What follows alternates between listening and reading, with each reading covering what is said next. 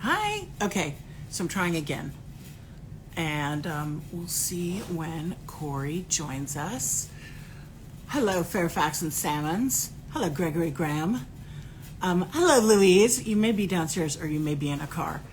Um, so I'm looking for our dear friend Corey Damen Jenkins because this is 52 weeks live and he is week number 42, which means we only have 10 more weeks to the year. How's that possible? Oh, there he is. There he is. There's our man. No, it keeps saying unable to join. Corey. Hi, Tom. Corey, I see you and I wave back. You need to request to join because when I go to invite you, it says unable to join, which is sad. Okay, nope, it still says unable to join. All right, so while I wait for Corey to request, which I hope you know how to do, Corey, because whoever knows. Should maybe I'll do an Instagram live from the Theodore Alexander showroom during this market time. It will be very interesting to see how many people are wandering around. I'm guessing not that many people. Oh, there we go. Here's Corey. Good, you don't have to deal with just me. But I'm betting it's going to be pretty lonely here. Hello, darling. Don't be lonely. I'm going to be, are you here? No, I am not there. No. No, I pushed all my collections to April. All my collections is a great sentence or piece of a sentence. Tell me everything. I just got my nails done too. All for COVID measures. Yeah. I'm sorry I'm a few minutes late. I tried logging on through my iPad, and I was there. And it was having none of, Mercury is in retrograde, right? It is in serious retrograde. It's in serious retrograde. AF all the way. So my entire apartment where I have a child homeschooling or whatever, remote learning, the entire Wi-Fi went down. Yeah. And, every time we get Wi-Fi people in to fix it, it gets worse, which is not, can you imagine if it were a client? It's the nature of the beast, man. It's going to be like this for about 3 weeks. So gird your loins. So I will gird my loins. Where are you? What state? So I am in New York City. So I am doing this live from my bedroom because it's the only room that has not been dismantled. I am moving across the island a little bit, not too far, Upper East Side to a new condo next week. And so everything else in here is in boxes in complete disaster, but I haven't done this room yet. But how exciting. Yeah. Are you thrilled to be moving? Yeah, I am. I'm thrilled to have more space. I'll be a little bit closer to the New York Design Center and the D&D building, which is great as well. That's Grand Central important. Station, I can get to Connecticut, which is also important. So yeah. So all right, Corey, I love to start these. I'm gonna have to take my sweater off at some point because it's really hot. I like to start these by asking people how they got started because I find that interesting. There goes the sweater. Yeah. Woo! There goes the sweater and there goes the iPad. So. Retrograde, Mercury retrograde. So tell me how you got started. I will give you the Cliff Notes. Because I've known you forever. I know. So my dad was obviously not a really big fan of me becoming an interior designer. That's like the leitmotif of all of these talks, with the men at least. Yeah. My mom always believed in it, but my dad was like, you need to get a real job. I don't want you to be a starving artist. And I followed his direction for a long time. So all of my, background and my first 10 years of working in you're in Detroit at this point, yeah? Right. Yeah. So I was a purchasing buyer for the big three because Detroit's all about cars and the automotive industry, and I did that for 10 years as a salaried employee. Had a nice job, had a nice home, had a nice car. Was comfortable, living a comfortable life, purchasing prototypes. I was also the indirect buyer. So I did all the furniture, lobby design, executive office design, conference rooms. I designed. So you had a chance to kind of flex your muscles and see Yeah. Just how comfortable you were or were not. A little bit, yeah. I mean, obviously, I was responsible for very large budgets, which came in handy, obviously, later. But I did that for 10 years. And then when 2007 came along and the recession crashed, I lost that job and got laid off. And so I literally just posted on my Instagram a few days ago that one of my first jobs after having been laid off for a while was getting a memo librarian position at Robert Allen Beacon Hill. Oh, that's great. Yeah, I had to wear the chocolate brown Robert Allen Beacon Hill smock with a little logo. They gave me 5 of those for every day of the week, which is a real blow to my fashion sense. You know? Do you still have them? Or I did have you have one. to give them back when that job ended? I have one. I have Okay, one. good. I have one left. I dressed it up. I had like this chocolate leather brown blazer that I would, wear with it. It was hot as hell, working in the showroom, pushing furniture Yeah. around and wiping down mirrors and changing light bulbs with all this leather. But I had to be stylish even as a Yeah. stock boy, You brought it. So I did And that I for bet, 3. did Go you ahead. already smell so good at that point? I was At wearing what bottom point in number your 9 life during did, those did years. your scent arrive? Because you are the sweetest smelling person on earth. I have heard that. People are always asking what my favorite, what that is. What I the don't hell like you're sharing wearing? it because it's actually a mix and medley of different So perfumes good. that I layer on top of each other to get It's that like a perfect quart of pheromones with something else. Right. It's like, hello, Corey. Yeah, well, it helps me take a shower as well. That's also really important. Yes. So that's the first layer. So yes, I did that thing for Robert Allen Beacon Hill for 4 months. And that was August of 2008 when the bottom completely fell out economically in this country. And that's when I decided to launch my own firm. And it was interesting, Alexa, because, I had waited on so many different designers in Michigan, putting artwork in their cars, wrapping up mirrors, giving them memo samples from the memo room. And many of them were, rather condescending and kind of, peppy the pill, and young man, come get this mirror for me. And, come get this memo fabric memo sample for me. So they were very condescending. Because I was the guy in the smock. And when I launched my firm, so many of them were like, oh, of course you are. You're going to try your hand at decorating. Sure. We'll see how far you get. So there was a bit of a pushback by a lot of Some local designers at first. Yeah. I would ask them, who's your favorite plumber in town? Or who do you use to hang wallpaper? Can you give me an idea of how you charge here in this area? Like, is it hourly? Design fee? Like, what's your I wish we'd known each other better at that point. I know. I don't think I met you till after 2010. Yeah. But exactly. yeah, because I've always felt very comfortable calling people and asking, and I've been very lucky that people have told me the answer. Yeah. Because it's people are starting very a whole new territorial. thing. Yeah, people are very territorial. I promised myself that I would never be that person. If I ever was blessed to climb the ladder of success and get to the top of the wall, I would never pull the ladder up after me, but I would never stay down. Now, I can't climb for people. You can't climb on my back, but I'm not going to pull it up, right? Yeah, I'm no, not I gonna love that. cut the rungs either, so you can't get up there, Yeah, that's bad karma. Yeah. And you gotta pay it forward. Just bad. Yeah. So I love that you decided it's actually, there must be so many correspondences with that epic craziness in 2008 and what's happening now. Right. And like, in the midst of a crisis, you go, hey, I'm going to open my own firm. Right. Which is, it's ballsy, but it makes perfect sense to me because you had nothing to lose. Right. Yeah. So you had no excuse not to do what your heart wanted to do.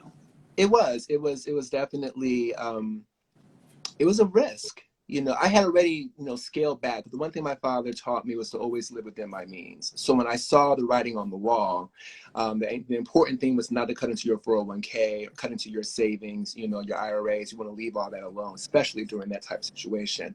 So I cut back. I got rid of my very nice condo and got an apartment in the hood. I got rid of my beautiful fancy car and got, a 1995 used Honda Accord, because I did want to live within my means. But when you've been unemployed for 11 months, it gets to be tough. And then I lost the job at Robert Allen. They laid off myself and 3 other people as well. It was like a last hired, first fired. Oh yeah, of course. Last person in, first person out. Yep. So I was back on the unemployment line. And that's when I decided to go knocking on doors. I decided, I'm going to launch my own firm. I mapped out the wealthiest areas of Metro Detroit, put together a system, put together some beautiful color boards I used from some, you know, fabric samples I kind of stole from Robert Allen's showroom. Well, I mean, they want decorators to have them, right? They want us to use their stuff, and we need their samples to do it. Well, I tried to focus on only discontinued fabric samples. That way I wasn't cutting into the inventory too much, you know? And then I just systematically went door to door. And I did that for several months through the winter. That was tough.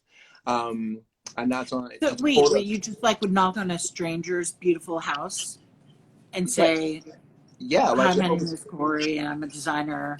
yeah, like Jehovah's Witnesses. I was like, hi, have you heard the good news? The good That news is I need a so job. cool. This is so inspiring. It didn't feel And very so when inspiring. how many doors do you have to knock on before somebody said yes? I kept track of every door I knocked on, every street, every subdivision, because I didn't want to knock on the same doors twice. I knocked on a total of 779 doors over a period of months. I had set a goal for That has got to be 1,000. the title of your design book.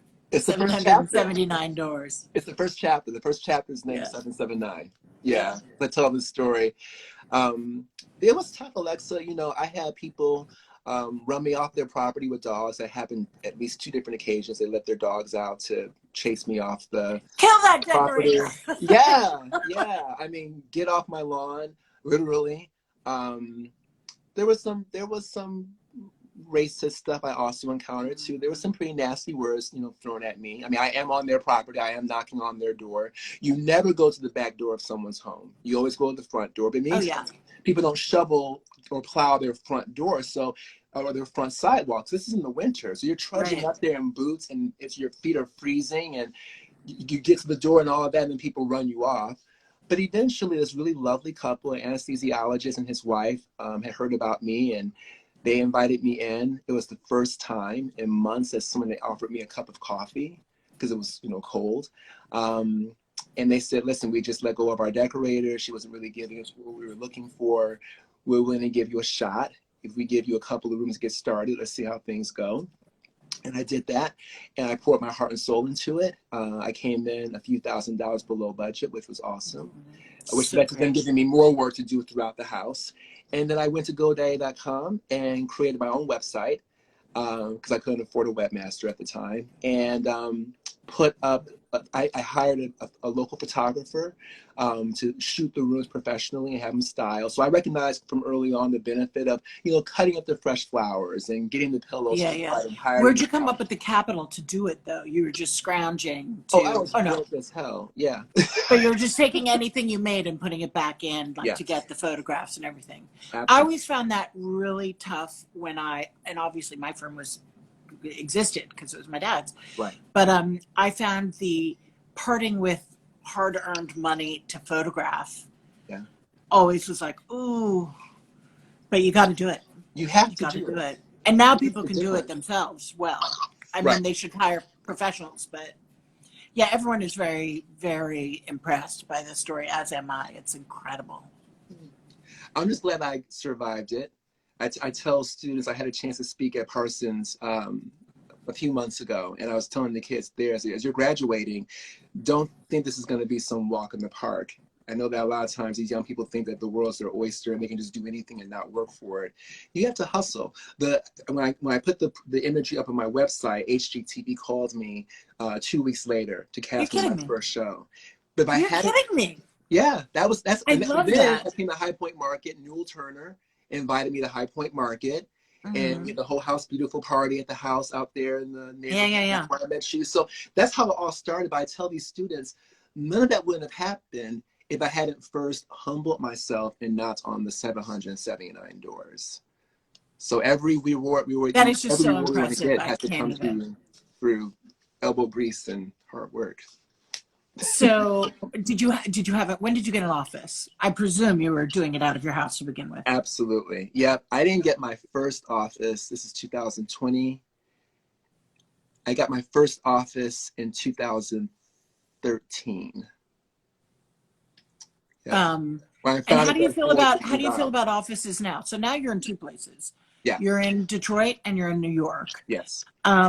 Given what's going on in the world, what's your take on office space and overhead? Like, are you making any actually, you know what I'm going to do? I'm doing a webinar later Yeah. with Schumacher. I'm going to take your answers and give it to them.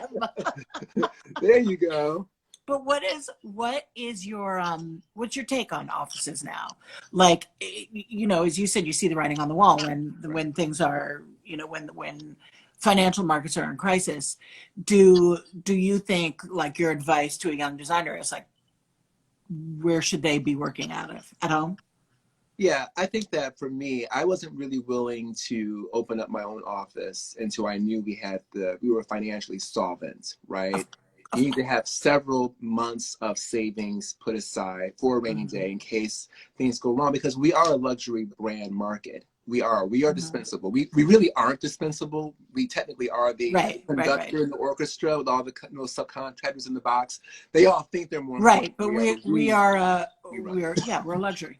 Yeah, and we're the first ones to get cut, us along sometimes with architects. So once we had the banking in place to where I felt comfortable that we did not get any other jobs for, say, 4 months, and I could coast along and pay my staff, that's when I felt comfortable graduating us from home to the office. And I got a small office, Alexa. I Yeah. think my Well, first I mean, office was we all maybe go to our 500 clients' square houses. feet.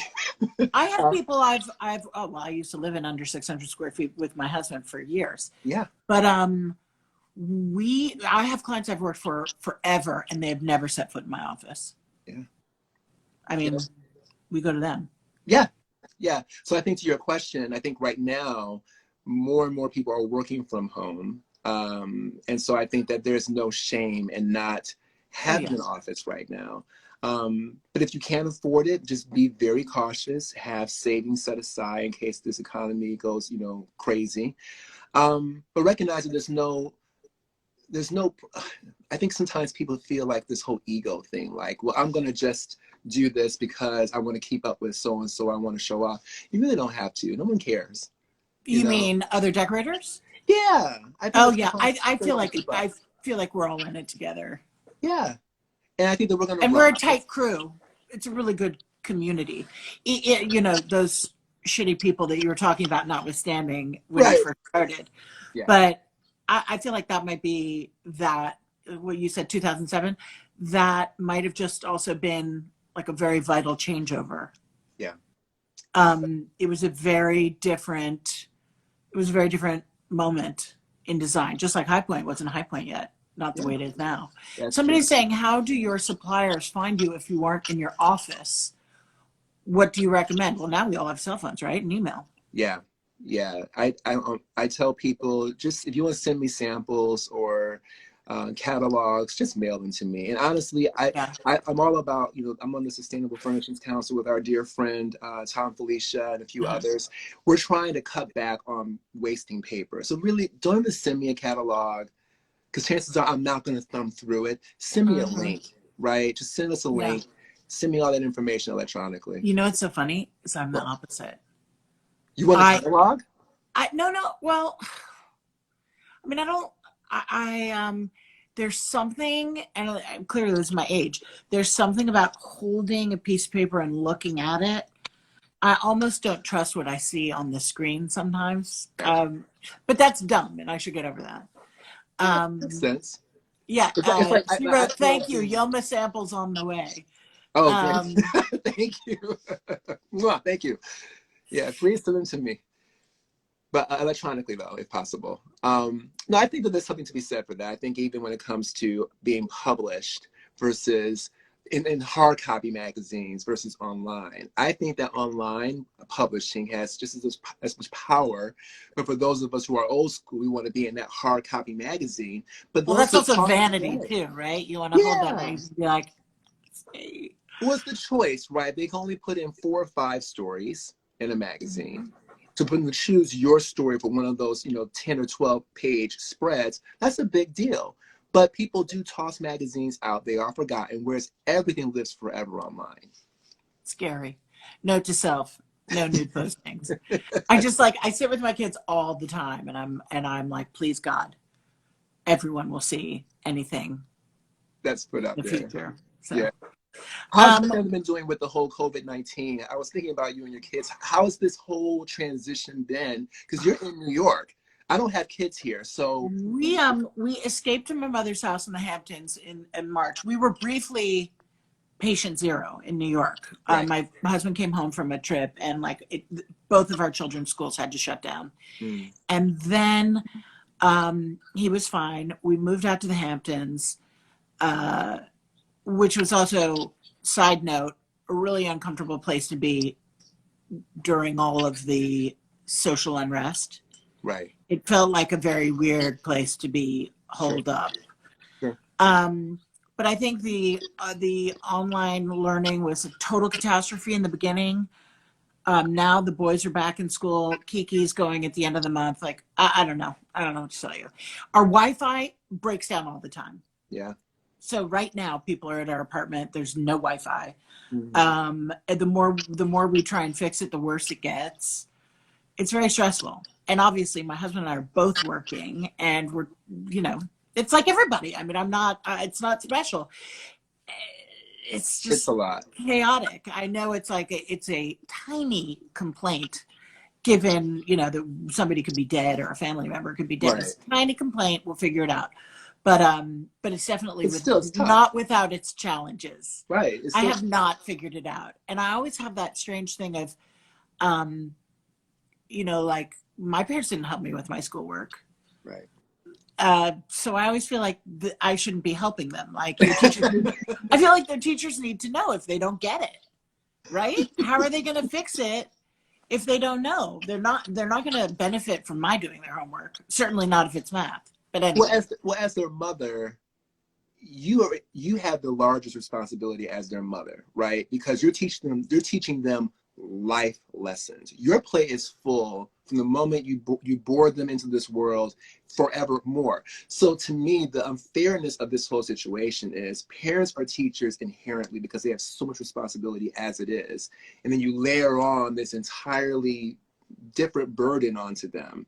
And they're not set up for that because they already have to handle the other, 75% of that child's upbringing and learning. And so I really feel for the teachers. I feel the teachers are really getting it. Like, I just feel for the teachers. I can't complain when they've got to deal with all of this and their own concerns.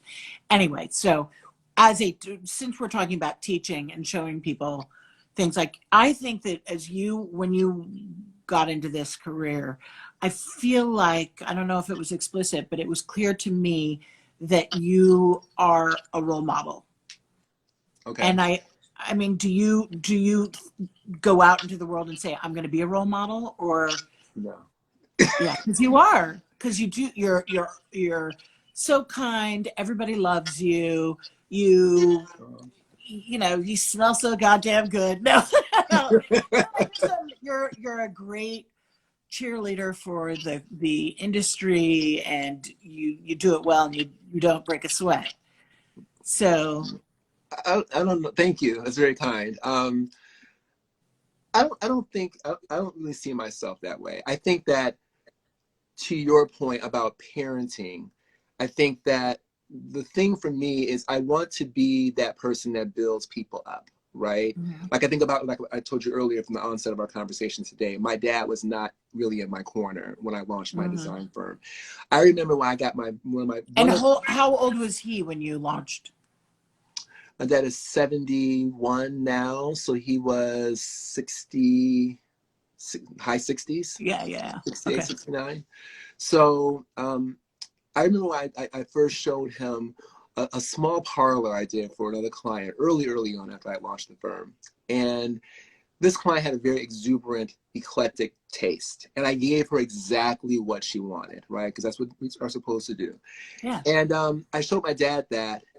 And I really shouldn't have, because I knew he wasn't going to appreciate it. He had said, early on, I don't really see any young men or even older men that look like you in any of these magazines, Well, and so he came down really hard. That's an indictment of the magazines, and not it is, and it's changed. He did not know that his son would be the one that Part was of with the the front wings. covers, a traditional home and Yeah. house beautiful. He didn't know that was going to happen 10 years later. But what was interesting was this. When I showed him that one room, Alexa, he came down so hard on that room. He was like, you call this design? This is decorating? Oh, could have fooled me. And it wasn't, and when I say that, I'm not Parents trying to know make, how to cut. oh my God, like lethal. Mhm. um, and 10 years later, you will never find a picture of that room anywhere on the website, online, in my book, nothing. There's nothing wrong with that room. But as But you said, it as scarred you. children, we absorb that. Go ahead. Mm-hmm. No, you were scarred. It's like PTSD. Yeah, Um, I don't want to be that person. Post-traumatic stress decorating. Right, right. And so when you talk about being a role model, I don't want to be that person, right? I don't want to be that factor that held someone back or made or deflated the wind. Well, role Under models living. don't deflate. Yeah, Right. and you. I want to be the Yeah. opposite of that. I want to be the person that builds up. It's going to be okay. Hustle hard. You can do this. You have to work harder. I can be critical. My staff will tell you.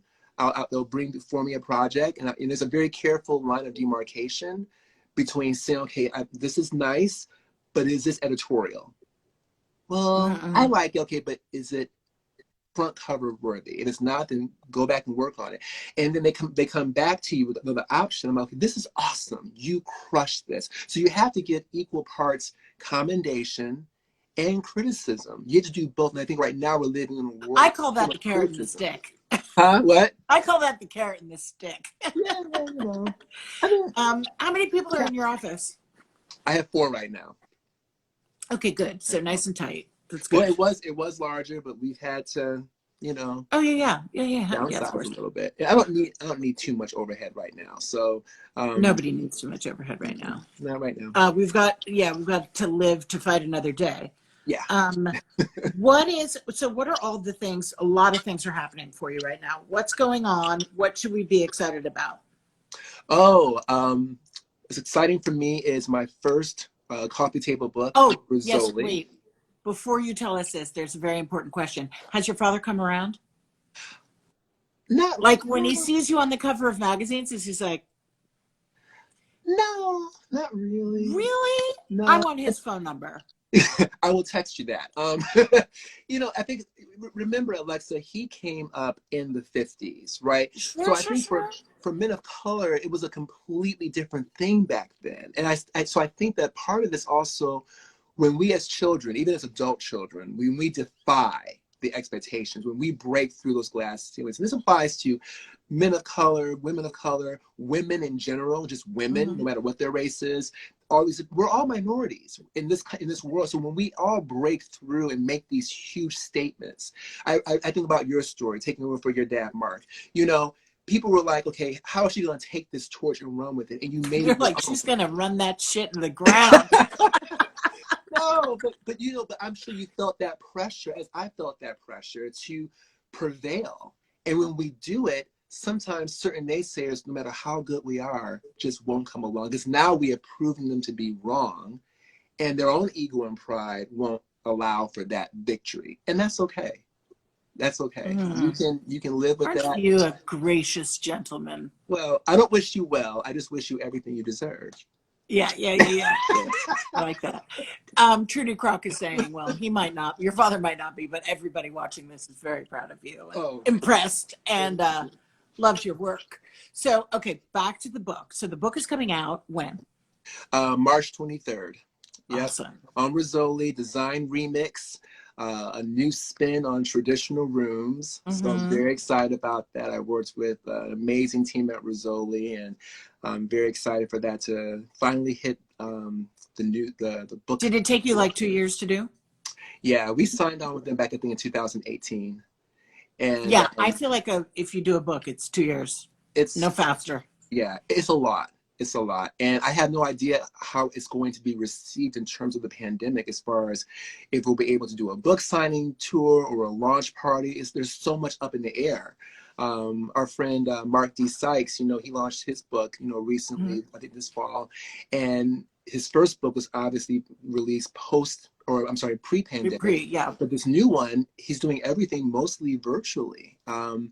So I'll be probably taking some notes to see how other authors Yeah. are doing. And my friend Markham Roberts, same thing. Yeah. But I think in terms of having people buy the book, what could be better for people who are stuck at home than to get a great book to, you know, just absorb. So I think it's good in that regard. People will actually have time to sit down and look at it and love it and dream about it, even if they can't, Do anything about press the flesh. it. Right. Yeah, we'll see. I'm excited for And it. zoom. Yes, we'll do some Zoom calls, some virtual stuff. I'm ordering the book plates so I can stick them on the inside and sign them out. Mm-hmm. And who knows, maybe this spring or early summer we can have a delayed release party if the infection rates go down long enough, and we can open up a new phase according to the CDC. Who knows where we'll be? This is like a moving target every day. So Totally. I'm just grateful. How is your family in Detroit? They're fine. They're Okay, fine. good. Yeah, they're faring well. They are they're excited about the book. You know, my mom is very excited about the book. I'm her baby. God, how could they not be excited? It's a big deal, but I think a that big again, deal. it's kind of like, you're doing a book. What's going to be is it a tell-all? I'm not telling anything about you. It's nothing about you. It's all about my work. It's a pretty pictures book. So yeah, we'll see. Very pretty pictures. And you mentioned your lines. Yes. So we had, obviously, this pandemic kind of threw a wrench into things this year, but I'm working on a very extensive portrait collection with left bank art that I drew myself. So Really? I had no idea. Yeah, I'm very excited about it. So we were supposed to launch that in October now, but that's now looking like April. But it's a series of portraits called Mouths Wide Open. And so I drew a series of people, every gender, every color, every age, and everyone's mouth is open. Whether they're laughing, ha ha ha, or they're angry, like ah, or they're crying like a baby. Do you have anything in your vicinity that you can show us that you've drawn? I had no idea you were an artist. Hold on. I might. Let me see. Since I have you on my cell phone, most of my stuff is actually on my phone. I know. What can't you do? DeSalle Design Studio is like, what? You're an artist? I agree. I had no idea. This is absurd. Yeah, I've been working on this for a while. Let me see here if I can pull up. You know what I'll do? Hold on. I'm going to go to my internet, because I actually just sent this to my publicist, my PR team, yesterday, I think it was. Give me 1 second. I do have it here. Open. Here it is. There it was. I'm glad to see your skills at opening documents rival mine. Well, again, it's like the whole what do you call it? I hope you know you're getting tons of love on the comments. Huh? You're getting so much love. Oh my God. That people just think you're the best and to be emulated on many fronts. Oh, you guys are so sweet. I am here talking with the great goddess Alexa Hampton. That's who I look up to. And I actually meant to say that to you earlier, Alexa, about how you were always so kind to me, and that was such a refreshing. That's because you're so sweet and fun. Huh? That's because you're so sweet and fun. I know, but still, you're so successful, you're so accomplished, and I feel like I think I was lucky to have that whole PST, what is it? PTSD. Yes. After your father shat on right. that. You're like, you're traumatized. And so when I met you, you were so sweet and so kind. Here we go. So this is for everybody. I pay everyone. Oh my God. Corey. Holy crap. So it's like this pop art type Andy Warhol. And is it pencil? This is pencil. This is lead and ink. This is another one. That is amazing. How did you learn how to draw like that? I've been doing this since I was like 5, 6 years old. This is You know what my, I find so fascinating is I asked you about how you got into this, and you did not mention this. no, I didn't mention that part. I love to draw. These are amazing. This is my ode to women who have fought and have defeated breast cancer.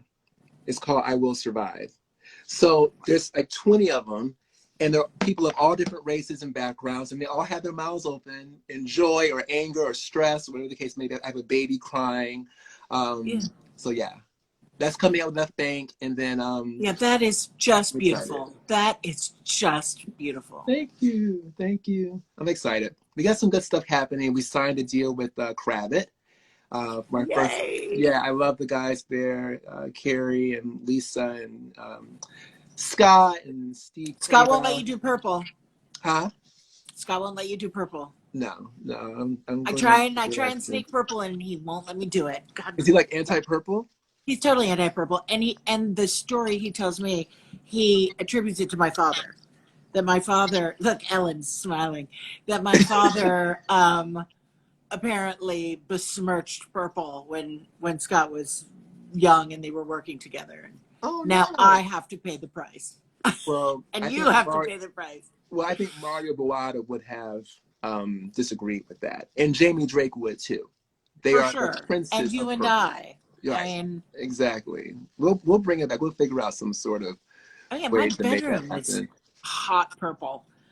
Yeah, I think of my father turning in his grave. Yes, aubergine makes it sound so much more sophisticated. I do see aubergine. Yeah. Hello from Yeah. Istanbul. Yeah, aubergine. It's rare to find a client that can go there with you. I had a project in Traditional Home magazine last month. A couple in their early 70s, super fun, sweet couple. They got all their kids out the house, and they're like, we're gonna just completely revamp this home. And we painted and we lacquered every door in the house, especially on the first floor, maybe a couple of doors on the landing on the foyer. We lacquered every door aubergine. Oh my God.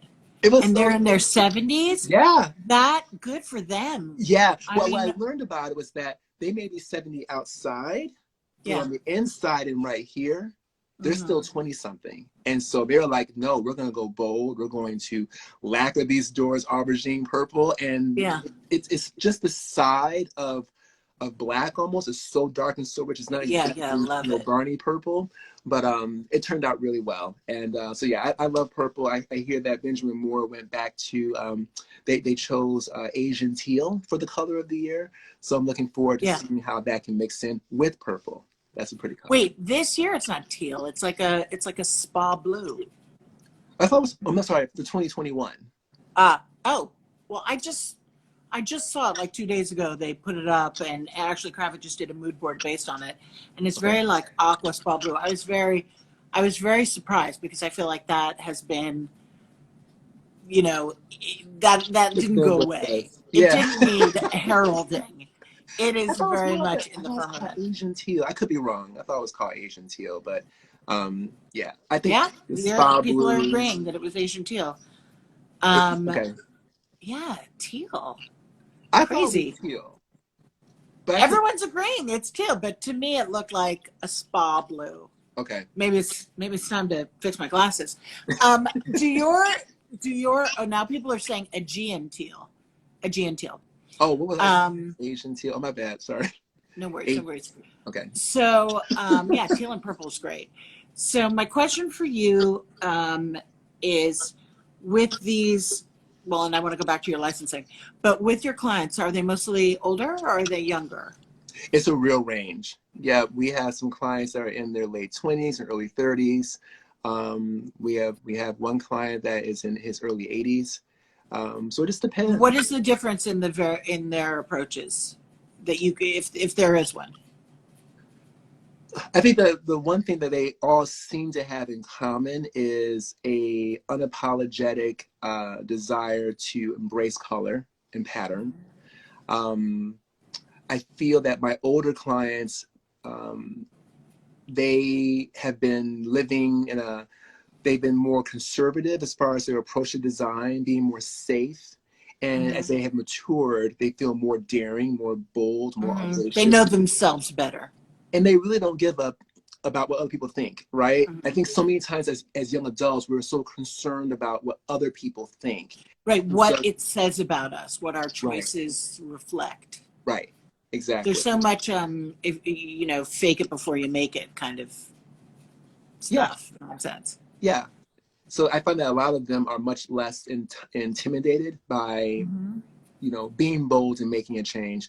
For the young people that I've been working with, they are also fiercely independent like their elders, from the sense of they want to make their own statement, very different from what their parents did. And that may mean if we're going to accept this beautiful credenza from a grandmother that has been passed down through the generations, they're a lot more likely to let me dip it in Asian teal lacquer, you know, lacquer, than say my mature conservative clients. So, but so there's some differences there. There's some differences, but the end result is everyone's recognizing that life is too short. I do feel as if my younger clients now are a bit more daring from the angle of spending more, because I think at one point, like baby boomers, it was all about saving and passing down generational wealth. Whereas young people today, they recognize I need to live a full life right now. So I will splurge on that Sarnin table. I will get that $600 a yard fabric.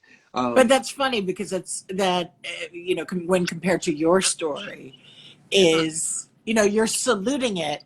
But that's not, you know, you're a much more cautious person. I'm a much more cautious person. I make certainly stupid purchases, but on the whole, you know, I would like to squirrel away as, you know, whatever I can.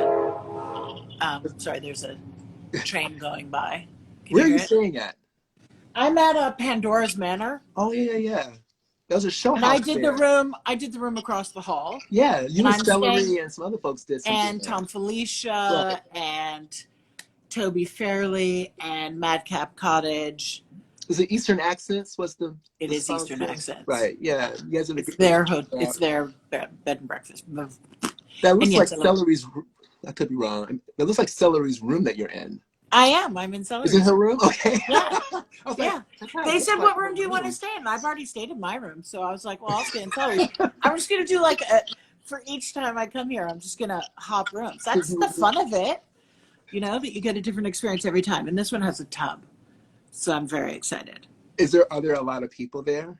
I'm dying. No, well, I landed in Charlotte because there are now no more direct flights from LaGuardia to Greensboro. And I drove here and immediately put on lip gloss and called you. Okay. So I haven't had a run of the show yet. Okay. But I will the minute we're off. I ran into somebody though who said it's very, you know, ghost towny. Like dystopian. Which I imagine. I mean, that's not surprising. And this will be when your things hit in April. The challenge will be, how do we bring our offerings to people? Mm-hmm. How do we introduce them to the pieces without requiring them to come here if they can't? Right. And it's like what you were saying about your book. We're just going to have to figure out other methods. And there's like no food or drink, which is like half the purpose of going. What do you mean there's no food or drink? I'm getting out of here. You in for a rude awakening, girl. There is no food or drink, but I understood they're not doing any type of. Really? No. Well, there's supermarkets. I mean, I can.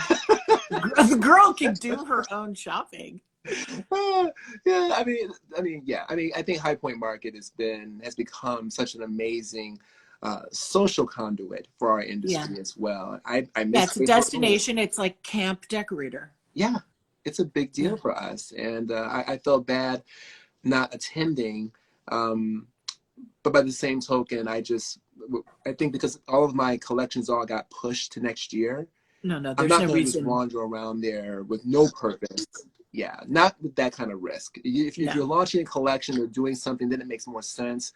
But all of my partners are like, we're going to just sit this one out and wait till next year. So I said, you know what? So it's art, it's fabric, it's the book. What else? Oh my God, what an epic year. We're working on a new top of bed collection with Downtown and Company, so that's coming next spring.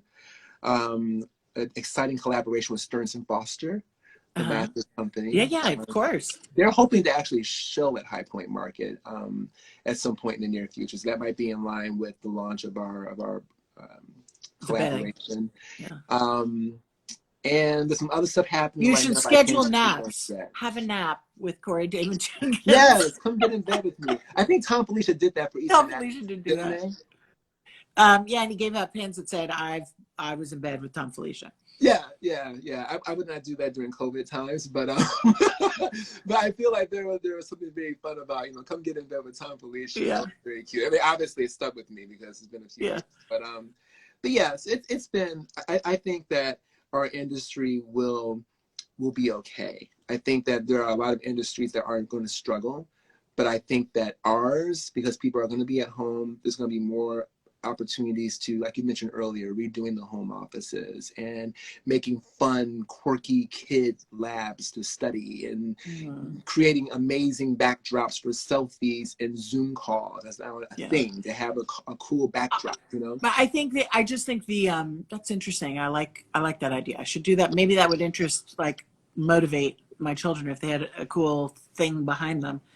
But I think we need to wait till the election's over. I think people are going to hesitate, and everyone's on tenterhooks, regardless of what side they fall on. Right. And it will be after that people, we're all just stretched really thin right now, like taut as a drum. Yeah. And we need it to ease. Yeah. No, that's where consumer confidence comes in, right? And without consumer confidence, we don't have employment, we don't have orders, we don't have, things to do.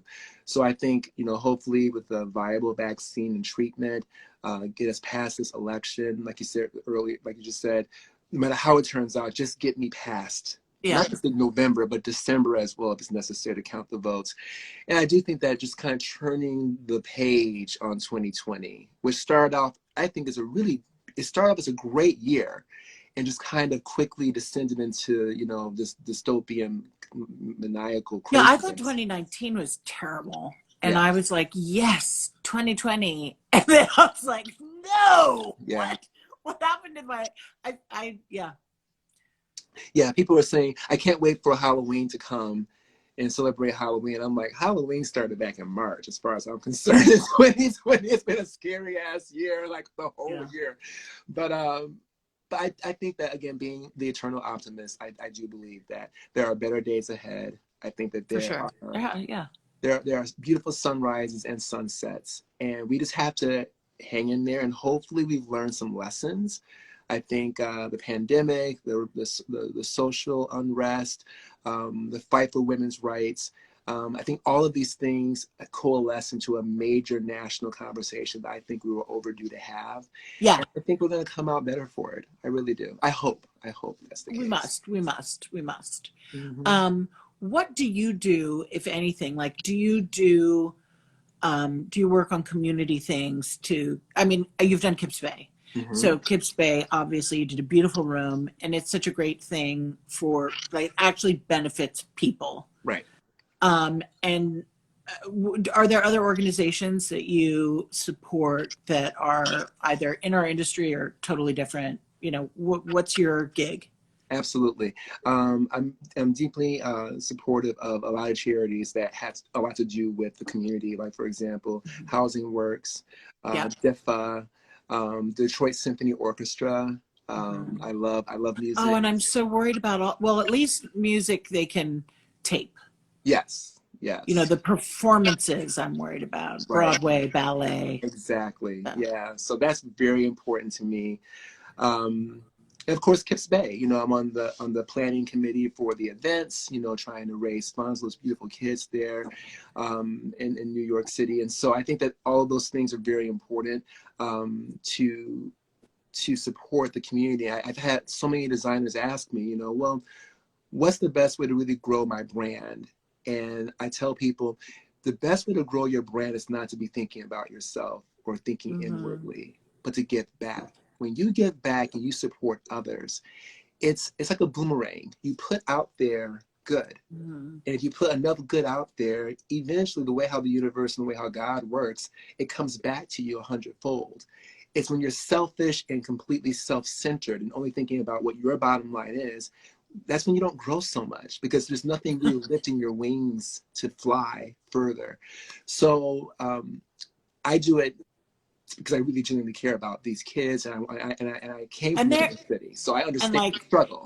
You know? and these kids, aren't they're not just like hanging out after school, though they are also hanging out after school. Like it gives them a destination, but they're like, this year we had the virtual Kids Bay dinner, and they are studying robotics and as well as performance arts, as well as, math and all of these incredible things. But I'm like, wait, can't I get my kids to go to Kids Bay? Like, can't I get like a special dispensation? Yeah, they're amazing, and they're So, gonna, they're gonna run New York. yeah, I'm very optimistic for our children, your kids, these young ones coming up. I think our generation, those of us in our 40s and 50s, we came behind, I think, the heavy lifting that our parents and grandparents did with the civil Mm-hmm. rights movements and ratification for women's rights and all of that. And then we had our own topsy-turvy um, journey into where we're at right now.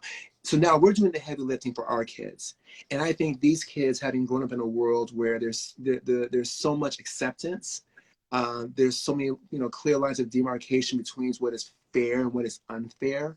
I think these kids coming up, they're going to have they'll still have challenges, no doubt, but Yeah. they're going to have, I think, a little bit easier go of it than I think a lot of us did. I mean, I remember coming up in the 80s, 70s and 80s and 90s as a young gay Black man, and Well, yeah, just think about a bit oh, about gay rights. oh my God. My kids, I think my kids think about that the way I think about Nazis. Yes. Like, what? Yeah. That didn't happen. Like, oh my God, it seems so far away and so Yeah. like can't even imagine. Yeah. And that's how I think my kids, when I'm like, oh, people were in the closet, people couldn't get married, they were persecuted, and obviously the fight is not finished. But yeah, they look at it and they're like, are you kidding me? Mm-hmm. Yeah. They're going to have their own challenges, obviously, to face, but I think you and I, in our generation, we have done so much of the heavy lifting for them. We are lifting them up to success, and I hope so. we can be happy about that. There's still a lot of work to be done.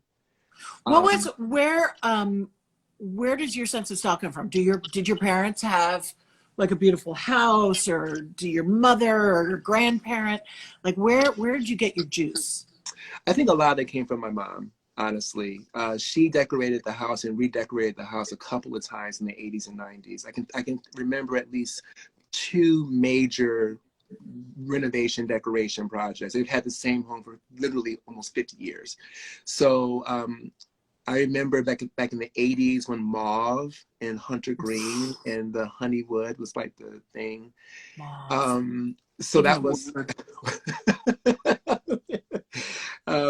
and then we graduated to peach and gray with shots of white. Oh yeah, I remember that. I remember that era.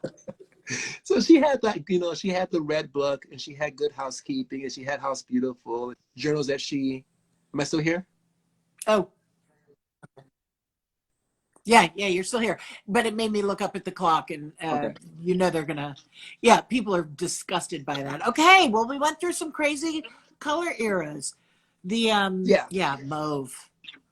I Mauve. remember thinking taupe was no. You're not shallow at all, Georgie. Thank you.